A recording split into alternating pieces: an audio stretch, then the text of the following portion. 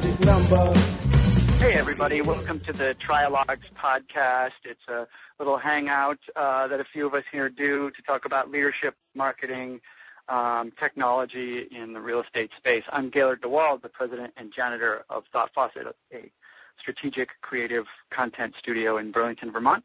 And with me today are Matthew Shadbolt, Rob Hahn, and Mike Simonson is joining us. So I'm going to let each of these guys introduce themselves on the way. So Matthew, why don't you go? Hey everyone, I'm Matthew Shadbolt. I'm the Director of Interactive Product and Marketing at the Corcoran Group in Manhattan. We are the largest residential real estate brokerage here in New York City, and I'm responsible for anything digital that touches the customer. And this is Rob Hahn, the notorious ROB. I'm the managing partner for 7DS Associates. And apparently I lost my professional intro duties to Gaylord this week, and as a result, we think that this podcast will be immeasurably improved by me not having to do it. And I'm coming to you from Houston, Texas today. And I'm Mike Simonson. I am the first guest on the Trialogues podcast, so I'm honored. I'm like the Buggles on MTV, video on MTV. And my company is Altos Research, and we do housing market data, track everything that's for sale and for rent now around the country. And we do all the analytics on that and what it means for people. We package that up for people who care, realtors and brokers in particular, also the mortgage capital markets, people who have exposure to real estate in the U.S. want to know if it's for sale, where the prices are, what the market's doing, where it's going in the future. And like I said, now we're doing it on the rental business too. Awesome. So that's all of us here on the hangout today. And I kind of wanted to start off. I want to start off with this issue that happened in the last week or so. A really fun email app called Sparrow that I use a lot now got bought by Google. And one of the sort of fallouts whenever something that people love gets bought out is people kind of complain about it, or they are irritated about it, or whatever. There has to be some kind of conversation about it. And Matthew, on Twitter the other day, you kind of brought up an interesting point about what's different about Sparrow, selling out, like the idea of selling out versus, just making some money. Because I think all of us could agree that it's great for people who build stuff to, cash in and get some pay for it. But there's something kind of different about it. And you were bringing it kind of into real estate as well. And I was wondering if you could talk about that a little bit more. Yeah, I mean, the interesting thing about Sparrow in particular is that very much their user base was very, very heavily invested in the product itself, and the acquisition of Sparrow is a really, really interesting case study in what happens to products post-acquisition, because we've seen a rash of these things recently. We've seen Instagram. Even Gowalla joining Facebook, or Rent Juice being acquired by Zillow, and many, many others inside and outside of the real estate industry. And it's really fascinating to see, what happens to that user base, because very often these people are absolutely fanatical users of that product and talk about it in ways that evangelizes it to their friends. And I'm not a Sparrow user, but I know people who are diehard Sparrow users. And one of the things that I was following was what actually Marco Ament, who's the founder of Instapaper, was talking about in terms of being approached to, have his product purchased versus this idea of responsibility to the user base and the investment in the product that you make when you create these things. And that was sort of what I was going back and forth on, because as it relates to the real estate industry, we've seen a rash of these things, like I said before, but the investment in actually building products that are not necessarily centered around the sales process, but everything to do with real estate is a really interesting one. And that was what you and I were going back and forth on, I think, Gaylord. Is that what you mean? Yeah, that's exactly. And so one of the things that I was kind of thinking about in relation to that was this idea of kind of how do we judge success, right? Right. And Sparrow still has, I suppose, a dedicated audience, and there's a certain success tied to that, that's kind of a successful thing. But then there's also the financial side of it. They didn't choose to continue making money that way, or it wasn't enough, or something different about their business model. And this kind of this idea of if everything boils down to judging success by the dollar value, does that lead to kind of good stuff? And that's kind of what I was wanting to loop Rob back in on this conversation, because I know one of Rob's favorite things to say is, well, let's see the numbers. It's either making money or it isn't. So, Rob, you got any thoughts on this idea of product and stuff? Yeah. Yes. As a matter, I'm sure it's not surprising to anybody that have an opinion on just about every topic. On this one, though, specifically, I almost feel like, nothing has changed very much since Blog World 09, which I remember attending and walking through the trade show floor and looking at some of the really, cool, nifty products and things that, various people and companies were doing, and coming away with it really feeling like what the whole Web 2.0 or what the whole technology space needs is something like the Medicis. And what I mean by that is, so a lot of these cool products actually have absolutely no business model. There is no conceivable way that they can make any money, right? However, it's really cool. It's really neat. It's something that I think, people really enjoy sort of having in their lives. So what I thought was what we need somebody like Google, maybe somebody now that, he's a billionaire many times over, like Zuckerberg, setting up essentially sort of like a patron system for artists to say, look, it's not about whether you guys make any money, from this product or this, innovation or whatever you've got going on. I just want you to produce it, and I will pay you to do that. I almost feel like, that's this, right? Sparrow, I've never heard of them. I don't know what their business model is. Offhand, I can't think of one. But, does Google care? They have, a couple $100 billion, so they're just going to go and buy it. And I almost feel like it's almost like supporting neat, cool, innovative things by entrepreneurs and by smart people, by people who have a lot of money. Now, is that an incubator in a certain way? Yeah. Yeah, I kind of look at it as I wouldn't judge Michelangelo or Leonardo da Vinci on success or failure based on how much money they're making from their artwork, right? I would judge it on different criteria. But from a company standpoint, from a product standpoint, in terms of, what the market wants, what the buyers, and by buyers, I don't mean real estate buyers. I mean, people who buy products, whether it's, an iPad or, or guns, what the market wants. And if they want it, then they're actually going to pay for it. And therefore, I think when I think of product typically, I think of it as, is it making money or not? Are people willing to, pay for it or not? And that's my take on it. Sparrow, a lot of this type of stuff, I would love to see products like this in real estate, but I also don't want them to worry too much about trying to make money where it just doesn't make any sense. I'd rather they go and get financial support from wealthy patrons that way. For products that have, wildly successful communities, but very, very high valuations, I think like Instagram is actually the perfect example of that because, Instagram itself, they weren't serving advertising. They were actually, there's no sort of, financial business model around something like that outside of being acquired.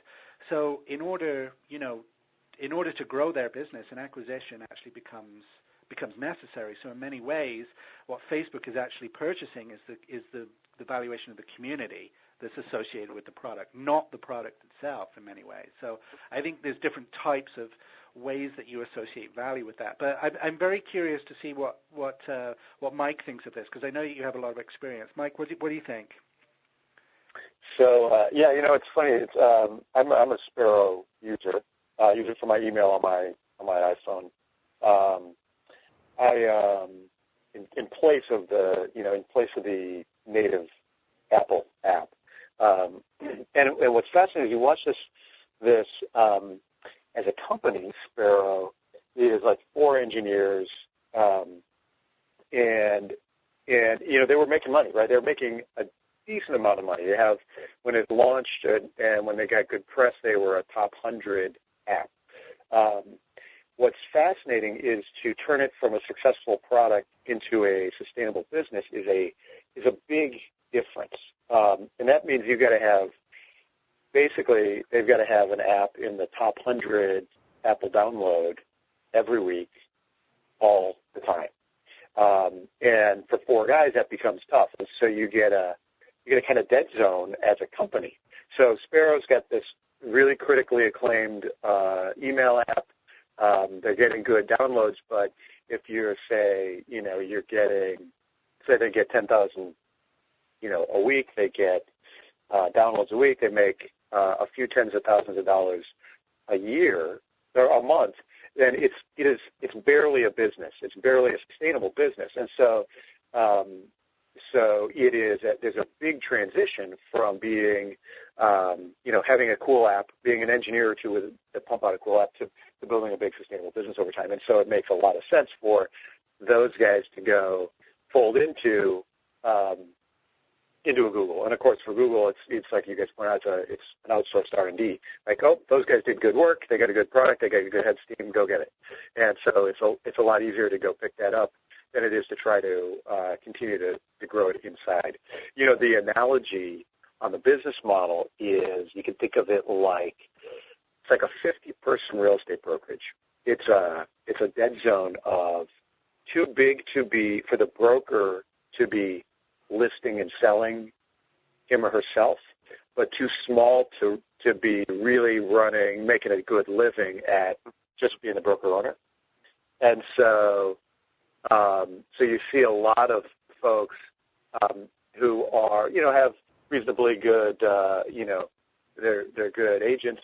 They grow up a brokerage, but they haven't ever quite turned the corner into having a really big company that throws off enough money to make you successful as an individual. And so for a Sparrow, it makes sense, or for a brokerage at that size, you either got to get big or get small or get out. Like that's sort of the where Sparrow was, and I think the analogy for the brokerage makes a lot of sense that way. I think that it seems like there's a couple different angles to consider this particular topic so far. We've got the ideas of acquisition, sometimes an acquisition for talent, sometimes an acquisition for R&D skills, sometimes an acquisition just to mothball a particular product. And I think part of what makes people anxious about Sparrow and Google is that Google's kind of notorious for buying interesting things and then abandoning them. So there's that side of it. And then there's this issue, again, of size that Mike brings up of there's a difference between making something that's good and then making a business that can run on it, and kind of relates in to the stuff that we all hear about all the time with, agents and brokers, where you have a successful agent and maybe they're not a good broker. And there's sort of that kind of myth of promoting them up to or building out a brokerage, but maybe they're not good at that.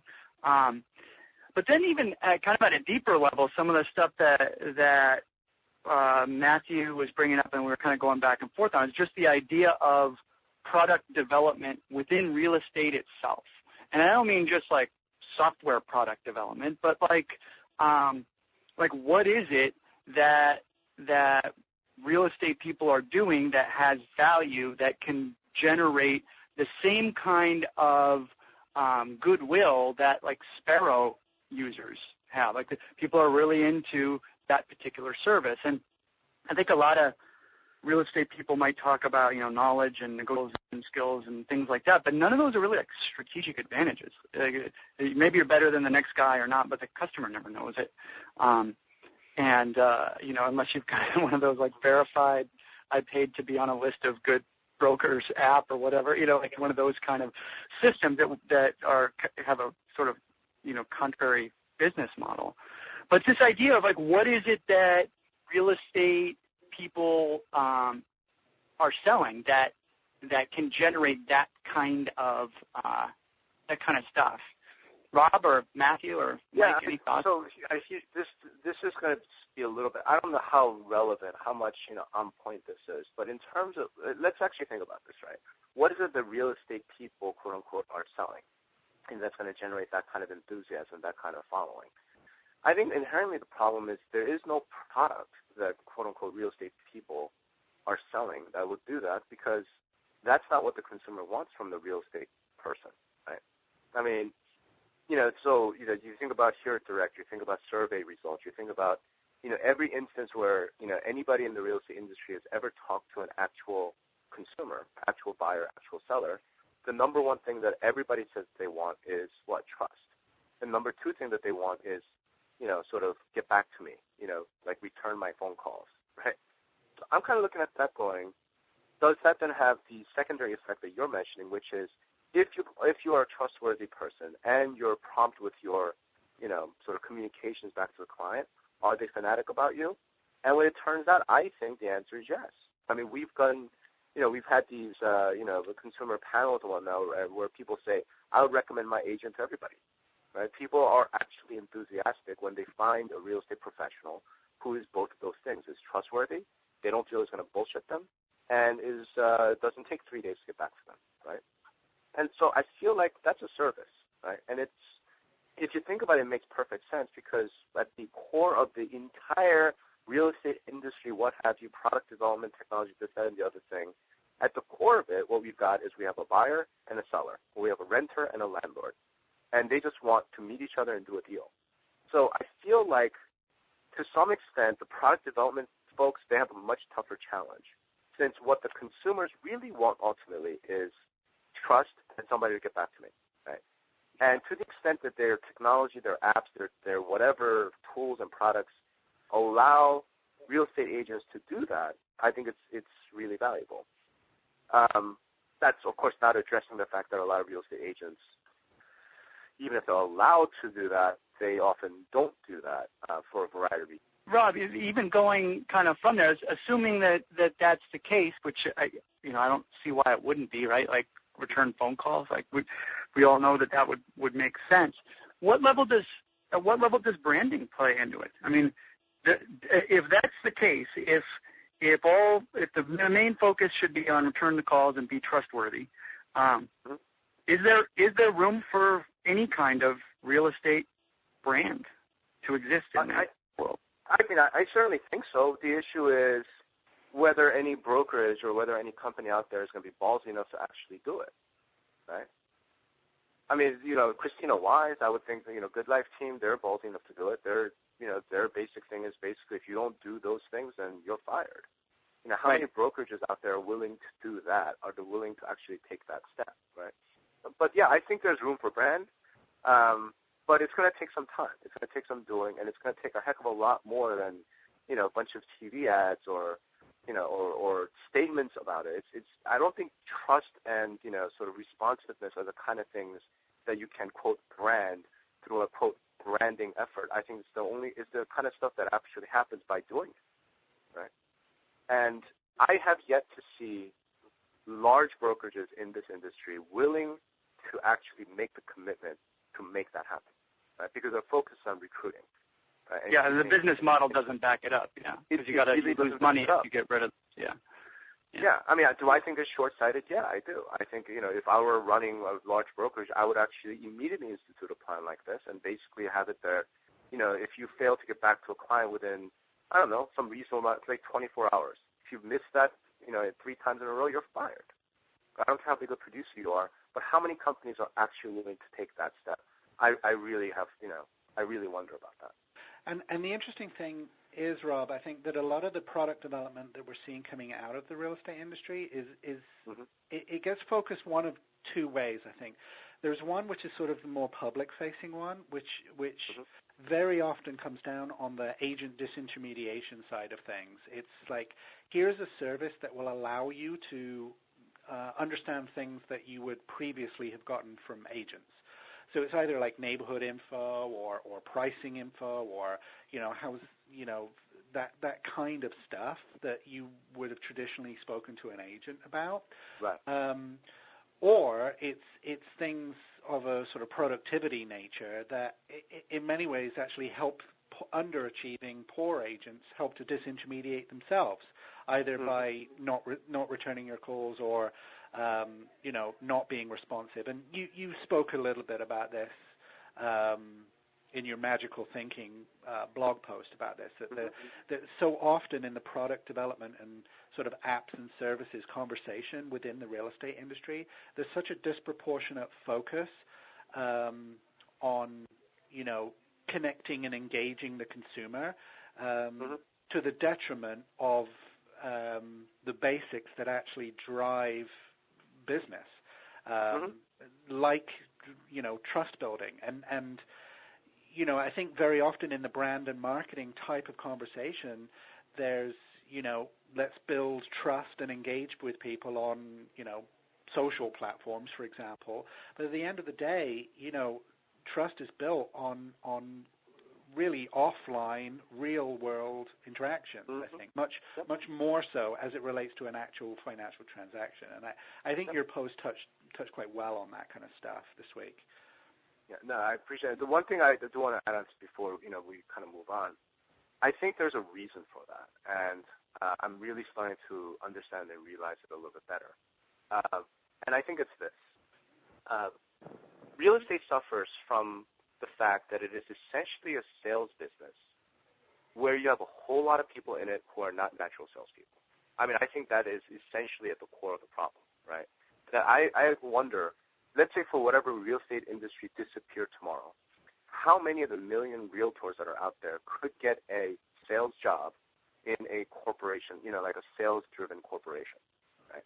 I actually think it's a minority. I think it's a fairly small minority. That I think what's amazing about real estate is that you have a lot of agents out there who actually don't like to talk to people, who actually don't like sales, right? And so a lot of these tools and a lot of these productivity enhancements, a lot of these things are almost designed to allow these people who are not naturally salespersons to look and appear as if they're salespersons. And what do you base that on, though, Rob? What are you basing that as? I base it on the fact that for the last 3 years, I've noticed that every MLS in the country talks about how the majority of their members have 0 transactions. 0, not 1. Right? The majority. I base it on the fact that agents have all sorts of interest in things like blogging for real estate, but they have all sorts of trouble picking up the phone and making phone calls. Right. It's things like that. And I'm like, you know what? I've gone through sales training. I've actually done telemarketing. I've actually done floor sales. I've actually done sales. And I think there is something to the idea that some folks, just personality-wise, they don't have a sales personality. And real estate is the only major industry I can think of where somebody who doesn't have a natural sales personality can actually do some sales. Are they ever going to be successful, like top 5% of the agents out there? No. All those people are natural salespeople.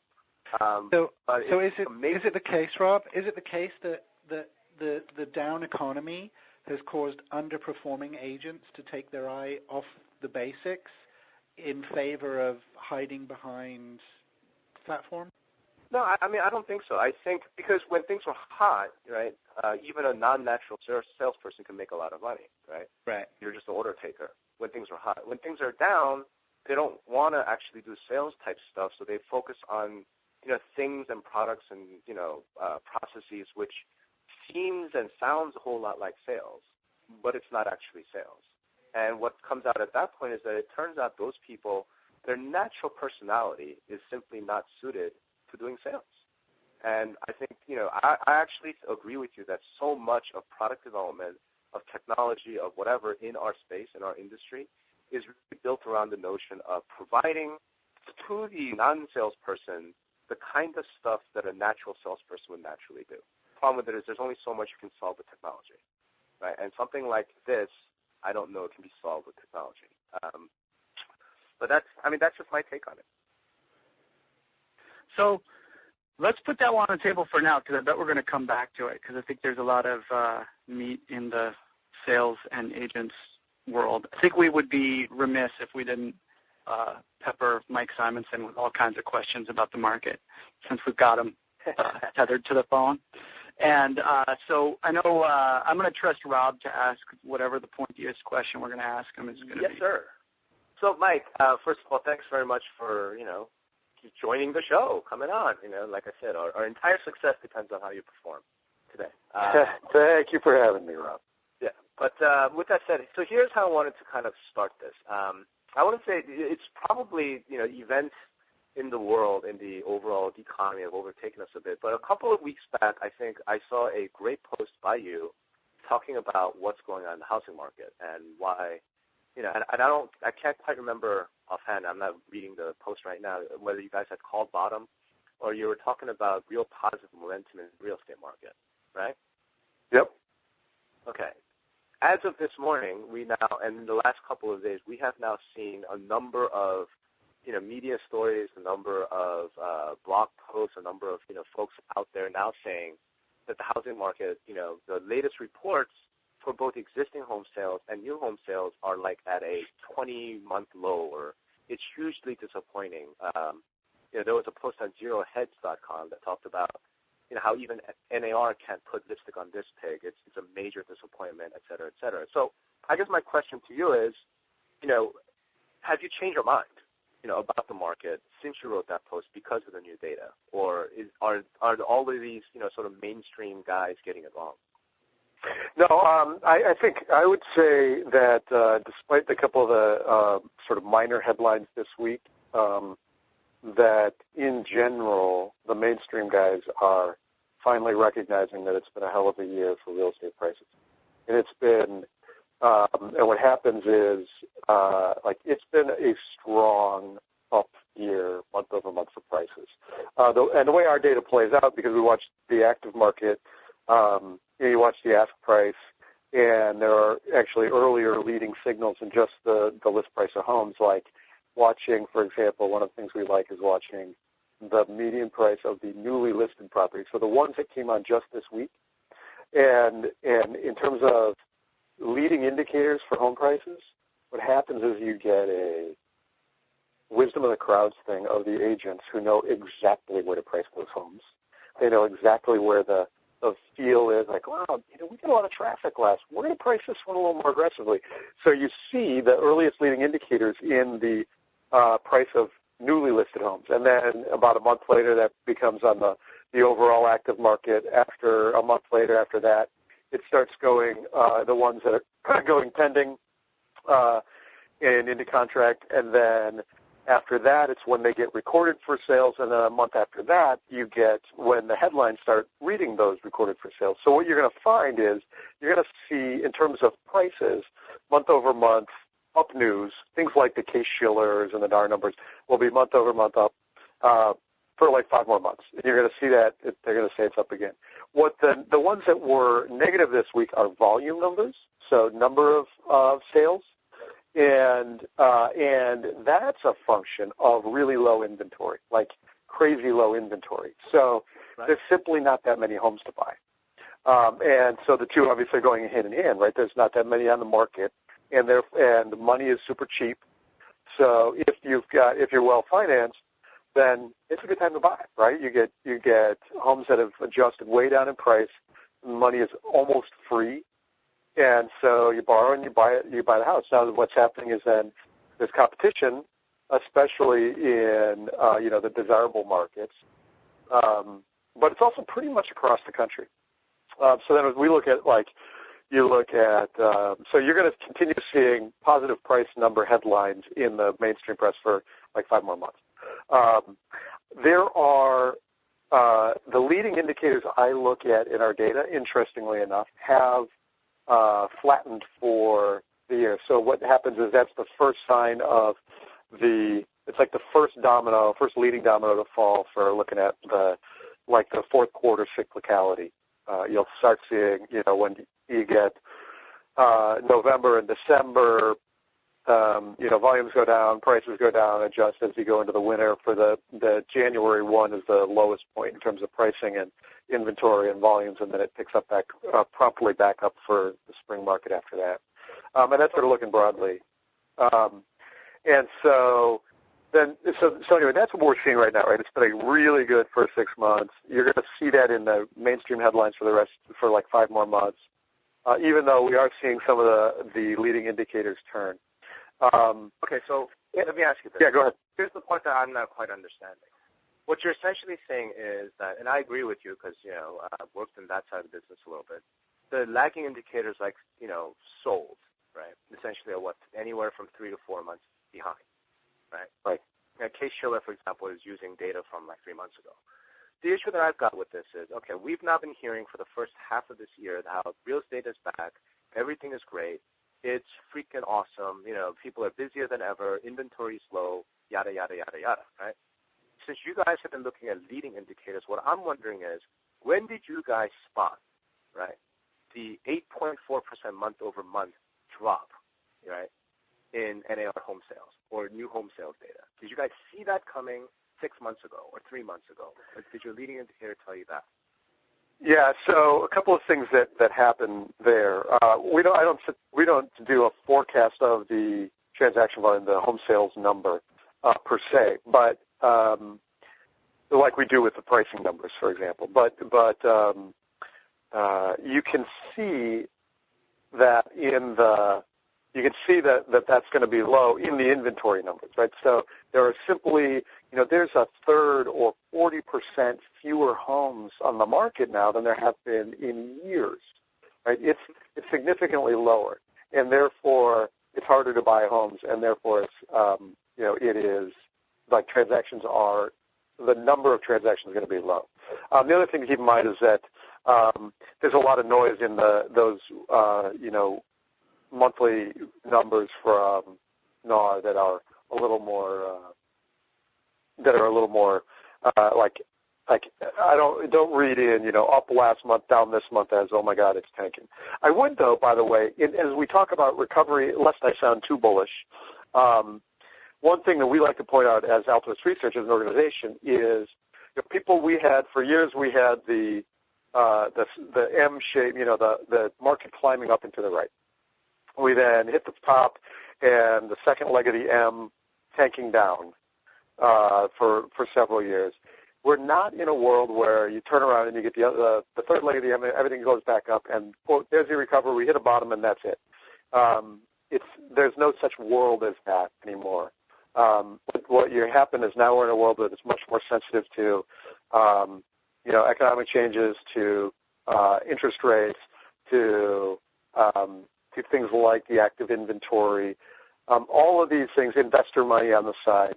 So home prices we've called it in the past a catfish recovery. Like it bounces up, it goes across the top, it bounces back down.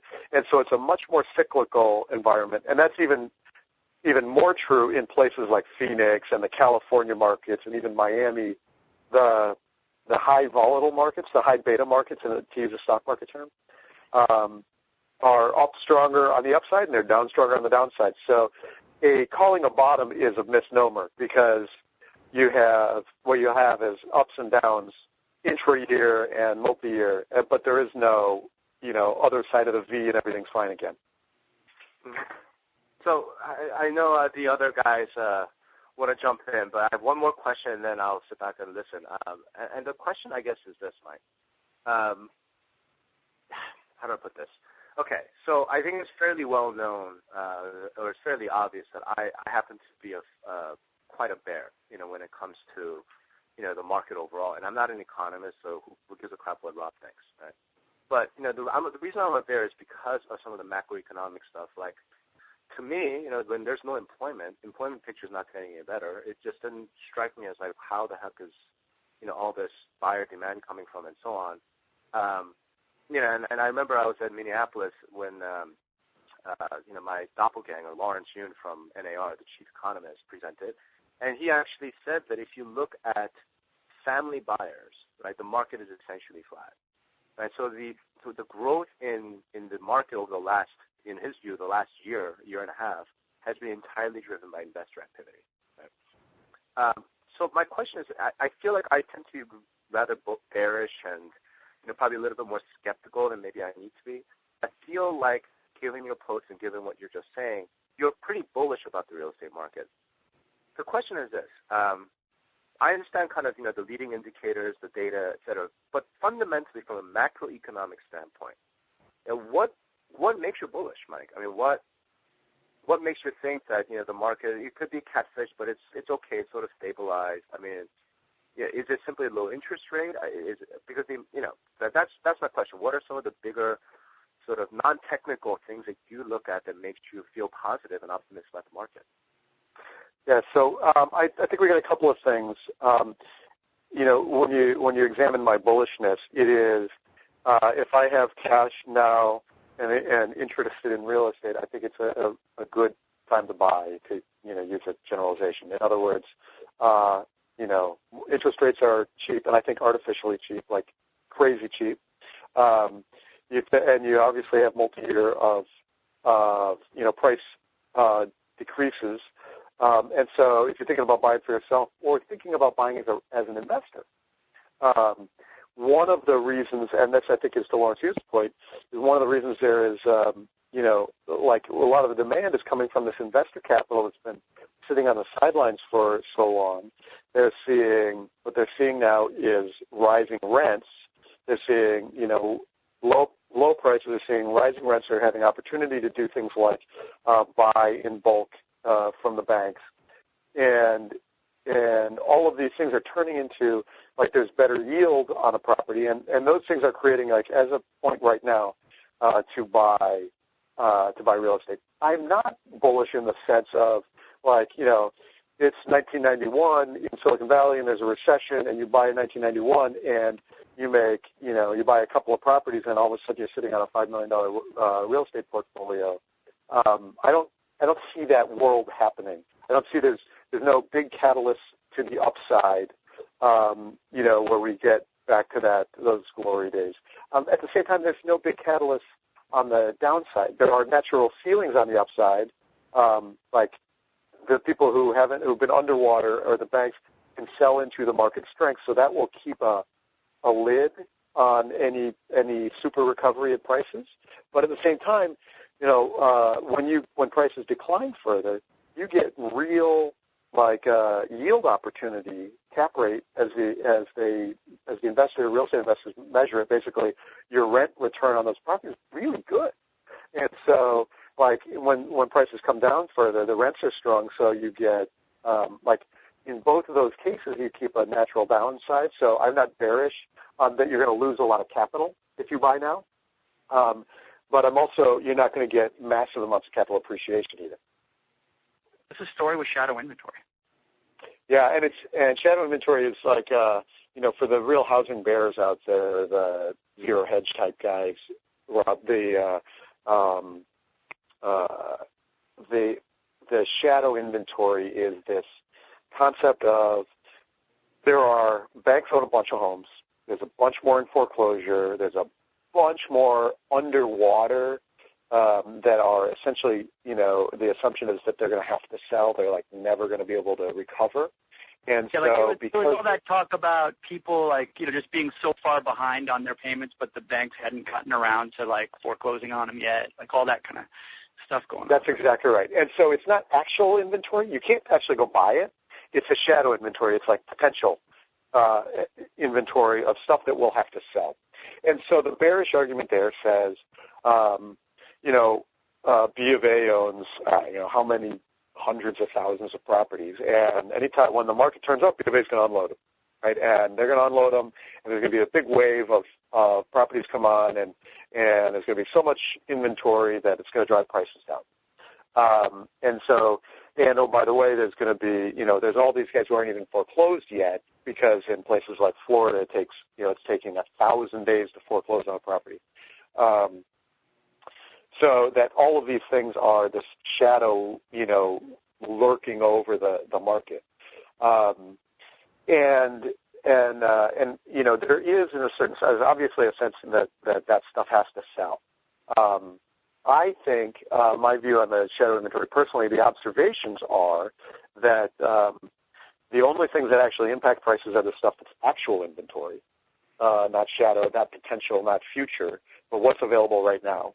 And which is why we're seeing strong price appreciation this year, because it's not actually on the market.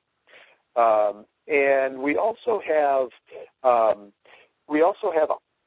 the banks and the investors over the past 24 months or so have really gotten their act together on understanding when to sell, which deals to take, how better to process, offers. Is it a good time to take a low ball, or do we hold out for a better deal? All these things, their systems are getting in place, and so they're not so super heavy-handed in like, okay, we think the market's better, let's just blast out, tens of thousands of properties and drop them on the market. They're much more sensitive and able to sell it, at the right time. And so, there's some of the estimates, some of the shadow inventory estimates are, there's maybe 7 million properties that are going to have to be sold. And the observation is that those are trickling out at sort of an appropriate time, and it's in no one's interest to flood them out. And so they aren't flooding out. The other thing that I've noticed on the shadow inventory is that there's some of the definitions of shadow include homes that happen to be current on their mortgage but are underwater significantly, with the assumption that those guys are, if you're underwater, even if you're making your payment now, you're still not going to be happy about it, and at some point you're going to default and walk away. And what we've observed with some of the market data, you watch what we call the psychological indicators. These are like watching days on market or percent of properties being relisted. And these guys, now what you do is you think about a person who's underwater and maybe going to default on their mortgage. And they look down the street and they say, wow, Bob sold his house in 29 days. Like maybe there's a light at the end of the tunnel here. And this is not a function of price. It's not a function of how underwater they are. It's a days on market. Or the inverse of that, which is, wow, that house has been on and off the market for a year and a half. No one's ever buying that. I'm walking away from my mortgage. Those two market stats are very measurable things, turn into a correlation of less likely or more likely to default on the mortgage and therefore have to go into shadow, even if I'm underwater. And what we're seeing is like the market in a situation where the days on market is low and the relist percent is low, things are moving when they come on the market, and therefore new default is falling off a cliff. And therefore that shadow inventory, the potential shadow inventory, is significantly lower than the worst of the bearish estimates. Not because prices have appreciated, but because properties move, and I see I could maybe sell my house instead of walking away. There's that opportunity. And that's absolutely fascinating, Mike. And one of the things that we have spoken about on previous shows here is this idea of either strategically defaulting and the role that strategically not buying a home plays in people's lives. The idea that to put it simplistically, that renting is actually just a more effective form of living than buying a home. And I know that you guys have recently added rental data to your list of services. I just wondered if you could tell us a little bit more about why you did that and the kind of things that you're seeing as opposed to the sales data, and how you sort of compare and contrast those two things. Yeah, I think we did it because it's all part of the same ecosystem, and so our realtor and broker clients, that question of rent versus buy is obviously one on the buy side that you're always dealing with. Likewise, when the buyers are investors, when you have investor clients or bank clients, understanding the rental market is very powerful. So you know exactly what an investor can get for rent on this property. You know what the return can be. You know exactly where the property should be priced, like the value of the property based on how much it can rent for. It's a really strong valuation metric. So it fits very nicely for both our agent broker clients as well as our capital markets folks, and that's why we did it. That's like I'm a data geek, right? So it's fun.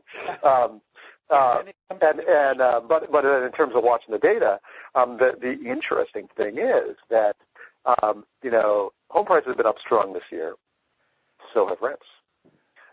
Rents have been up strong all year, week over week. We do things like we track single-family home rents as separate from apartment rents. And we've noticed even stronger appreciation on the house side than on the apartment side. But as a broad generalization, it's watching them both go up. It's like a virtuous cycle. So you get rental appreciation, you get more investor demand. You also get, for a home buyer, a better deal on the buy versus rent equation. So that drives more purchases, and so it's like it is a self-fueling cycle there. And it was counter to my expectation from several years ago. Like, one of the hypotheses would be, all right, people are going to stop buying, they're going to start renting, and rents were going to go up. But rents stayed low for a couple of years, and now they're both going up together. Yeah, it's and I totally agree. That's absolutely what we see here, especially in Manhattan as well, which is a very, very aggressive rental market, even in the best of times, but especially right now. And of course, we have a huge climate of very sparse inventory here too. But we're seeing units go in for rentals in a matter of 30 minutes. It's in many ways how much of the Corcoran business deals with rental?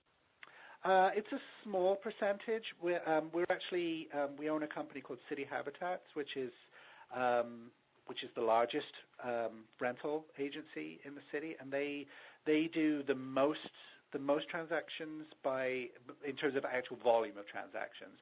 I would say I would be hesitant to make a guess about how much it is on Corcoran, but off the top of my head, my guess would be about 20%. Yeah. But like I say, City is affiliated with us, and they're handling enormous volume of things, and in many ways for the rental agencies in the city, keeping up with the demand is not only a resource problem, it's a huge technology problem as well. Yeah, that actually gets to another trend that we're seeing, and that's the strength on both sides, both the home price side as well as the rental side, is much more pronounced on the close-in urban markets. So it's way better close in, and it's still pretty weak in the ex-urban stuff that's far out suburban things. So if there is like in the city in San Francisco, you look at Atlanta, and the stuff closer in is significantly better off than the stuff that's crazy far out. Miami has had a good year, like city of Miami. So you can I think those are broad demographic things and economic changes and all those kinds of things that are feeding into that. It's the same true around the Bay Area. But yeah, that's and so it's not surprising about how your rental market and the demand is going on crazy there too.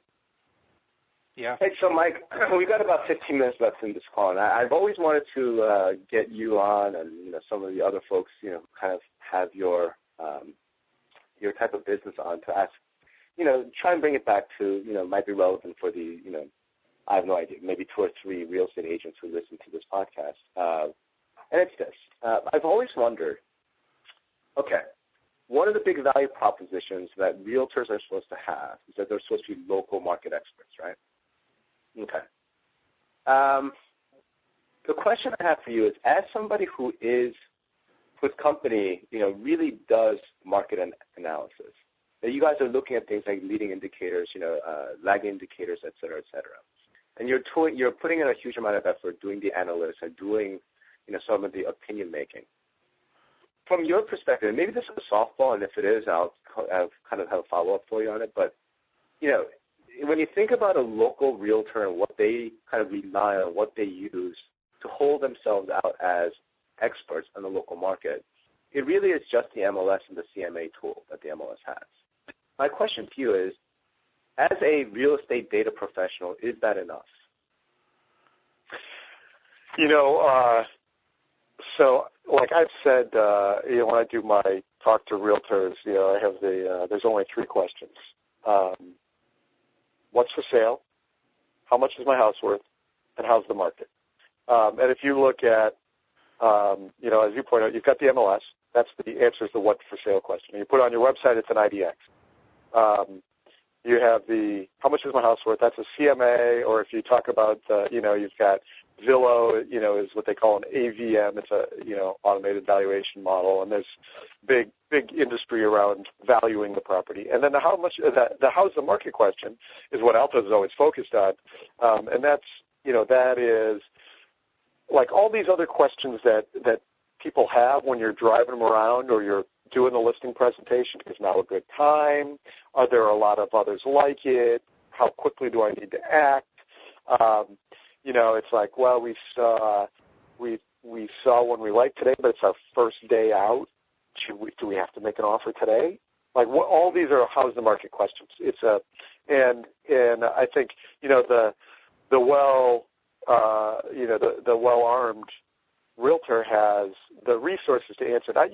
What happens is, like, a really good, skilled realtor knows those questions, and the really rare few is skilled at communicating that verbally to a client. So it's like, yeah, you got to make an offer today, or whatever those things without turning off the client, without being the pushy real estate agent, still being trustworthy. And so it turns out to be really hard. And so using the data is the power in that answering that question. It's the let me show you. There are exactly, I know you think that the market is really in the tank, but you happen to be shopping where everybody else is shopping, and here's the evidence, right? Here's where the sales are happening in your price range, or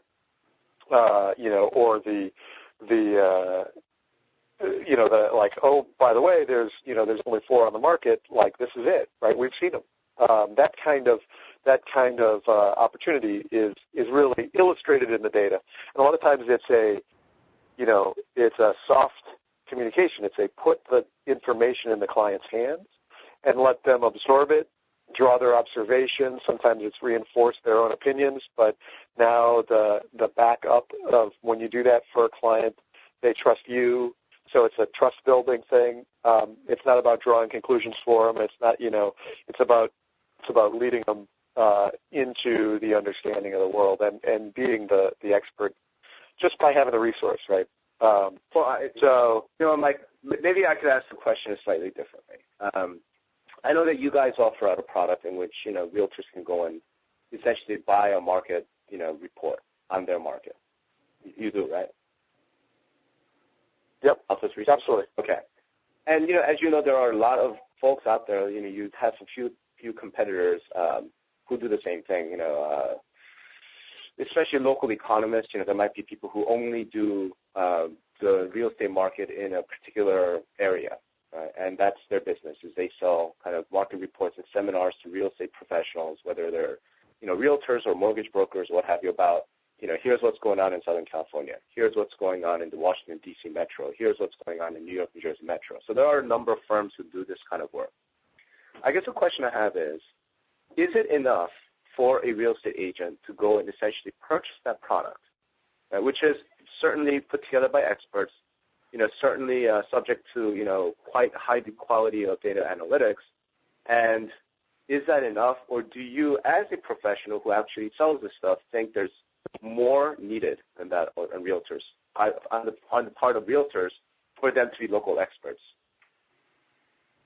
Kind of a leading question, I guess. But. Yeah, I mean,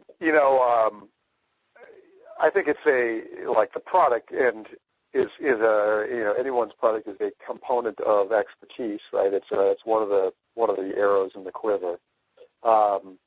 And so, a report does not make one a local expert.